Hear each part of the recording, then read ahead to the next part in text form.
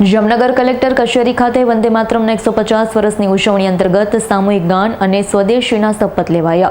સર્વ અધિકારીઓ તથા કર્મચારીઓ ઉત્સાહભેર જોડાયા હતા.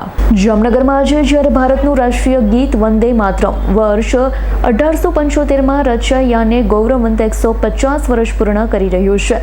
ગુજરાત સરકારના આહવાનથી જામનગર જિલ્લા કલેક્ટર કચેરી ખાતે તેની વિશિષ્ટ ઉજવણી કરવામાં આવી.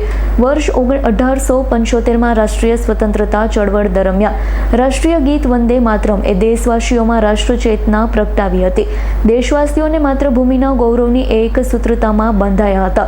7 નવેમ્બર 2025ના રોજ તેને 150 વર્ષ પૂર્ણ થવાના ગૌરવવંતા ક્ષણની ઉજવણી નિમિત્તે ગુજરાત સરકાર દ્વારા વિશિષ્ટ ઉજવણી કરવામાં આવી છે, જેના ભાગરૂપે કલેક્ટર કચેરી જામનગર ખાતે અધિકારી કર્મચારી દ્વારા રાષ્ટ્ર ચેતના અને માતૃભૂમિના ગૌરવના પ્રતીક એવા વંદે માતરમનું સમૂહ ગાન કરવામાં આવ્યું છે. ઐતિહાસિક ઉજવણી સાથે જ દેશના આત્મનિર્ભર બનવાના સંકલ્પને વધુ મજબૂત કરવા માટે ઉપસ્થિત સૌ અધિકારી અને કર્મચારીઓએ સ્વદેશી વસ્તુનો ઉપયોગને પ્રોત્સાહન આપવા માત્ર ભારતમાં બનેલી વસ્તુનો જ ઉપયોગ કરવાના શપથ ગ્રહણ કર્યા.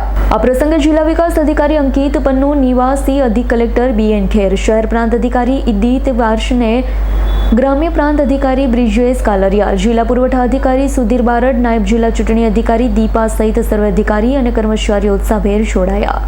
હર્ષલ ખંડેડિયાનો રિપોર્ટ, S9 ન્યૂઝ, જામનગર. અમારી તમામ માહિતીથી અપડેટ રહેવા માટે જોડાયેલા રહો S9 ન્યૂઝ સાથે.